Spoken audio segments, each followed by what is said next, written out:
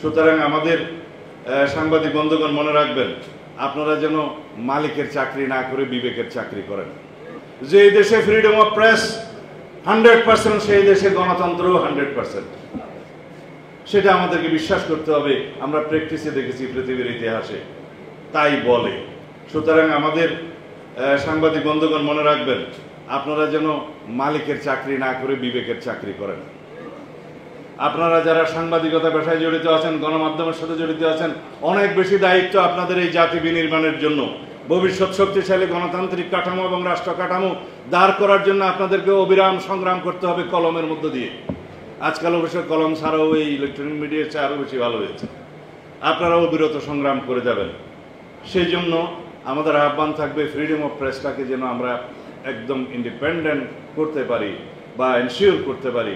আমাদের যা যা ব্যবস্থা নেওয়া দরকার, রাজনৈতিক দলের পক্ষ থেকে, সরকারের পক্ষ থেকে, সব পক্ষ থেকে সহযোগিতা থাকবে। আর কি দরকার সেটা অবশ্য পূরণ হয়ে গেছে, বাইনাও হয়তো এখনো ইমপ্লিমেন্ট হওয়া বাকি আছে। সেটা হচ্ছে সব সময়ের জন্য আমাদের দেশে নির্বাচনকালীন সময়ে কেয়ারটেকার সরকার ব্যবস্থা বহাল থাকতে হবে। সেটা ইনস্টেট হয়েছে। সেজন্যই আমরা দীর্ঘ 17 বছর সংগ্রাম করেছি তত্ত্বাবধায়ক সরকার পুনঃপ্রতিষ্ঠার জন্য, এবং তার মধ্য দিয়ে স্বচ্ছ, নিরপেক্ষ এবং নির্বাচনের জন্য, স্বচ্ছ, নিরপেক্ষ এবং কি বলে সুন্দর একটি নির্বাচন ব্যবস্থা প্রতিষ্ঠার জন্য যে নির্বাচনী সংস্কার কমিশনের যে সমস্ত রিপোর্ট এসছে, এগুলো নিয়ে আমরা কথা বলেছি। তার মধ্যে অবশ্য অনেক বিতর্ক আছে, কিন্তু কেয়ারটেকার সরকার ব্যবস্থার মধ্য দিয়ে যদি সত্যিকার স্বাধীন নির্বাচন কমিশন নির্বাচন পরিচালনা করতে পারে, এখানেই কিন্তু স্বৈরাচারের উৎপত্তিটা বন্ধ হয়ে যায়।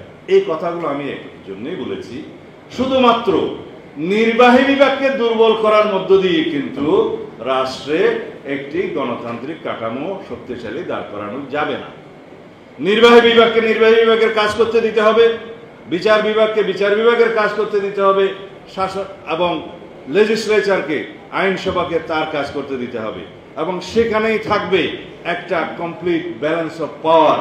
এবং সেটা আমরা আইনের ভাষায় যেটা বলি যে একটা সেপারেশন অফ পাওয়ার থিওরির যেটা মূল কথা, যে harmonious cooperation in between all the organs of the state should be established.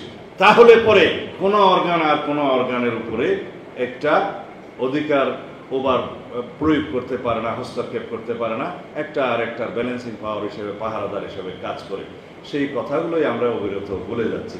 এখন প্রবণতা দেখা যাচ্ছে সংস্কার কমিশনের প্রচেষ্টার মধ্যে, মানে জাতীয় ঐক্য কমিশনের, যে নির্বাহী বিভাগকে যত বেশি নিয়ন্ত্রিত করা যায়।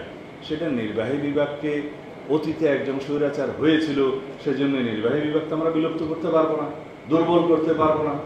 একজন সংসদীয় পদ্ধতিতে স্বৈরাচার প্রতিষ্ঠা হয়েছিল, সেজন্য তো আমরা আইনসভাকে বিলুপ্ত করতে পারবো না, দুর্বল করতে পারবো না।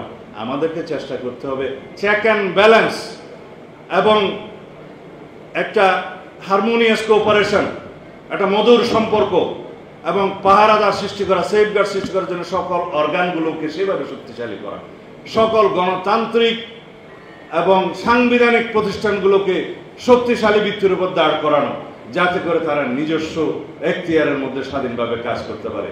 তাহলে আর কোনোদিন এই দেশে স্বৈরাচারের উৎপত্তি হবে না। আমরা ক্রমান্বয়ে সেদিকে যাচ্ছি। আমরা 70 অনুচ্ছেদের মধ্যে সংস্কার এনেছি, সবাই ঐক্যমত্য হয়েছে। এখন একটা প্রস্তাব আরো দিয়েছি আমরা, রাষ্ট্রপতি নির্বাচনের ক্ষেত্রে উভয় পক্ষের সদস্যদের মধ্যে গোপন ব্যালটে স্বাধীনভাবে এমপিরা ভোট দেবে। সেটা আরেকটা বিপ্লব হবে। আর প্রধানমন্ত্রীর মেয়াদ আমরা 10 বছরে সীমাবদ্ধ করলাম, সেটা কি আমাদের একটা বড় ধরনের অর্জন নয়? আমরা যদি প্রতি ক্ষেত্রে নির্বাহী বিভাগকে সীমাবদ্ধ করি আইনিভাবে, সাংবিধানিকভাবে, তাহলে কিন্তু নির্বাহী বিভাগ দুর্বল হবে, রাষ্ট্র পরিচালনা করা যাবে না, সরকার পরিচালনা করা যাবে না। আর যদি যে যার জায়গায় নির্বাহী বিভাগ, বিচার বিভাগ এবং আইনসভা তার সীমাবদ্ধের মধ্যে কাজ করতে বাধ্য থাকে, সেই ব্যবস্থাটা আমরা গ্রহণ করি, তাহলে প্রকৃতপক্ষে রাষ্ট্রের সংস্কার হবে। আমরা সেই সংস্কার চাই, যে সংস্কারের মধ্যে কোনো বিভাগের অধিকার খর্ব হবে না। আমরা সেই সংস্কার চাই, যেই সংস্কারের মধ্য দিয়ে রাষ্ট্রে একটি শক্তিশালী গণতান্ত্রিক রাষ্ট্র কাঠামো নির্মিত হবে।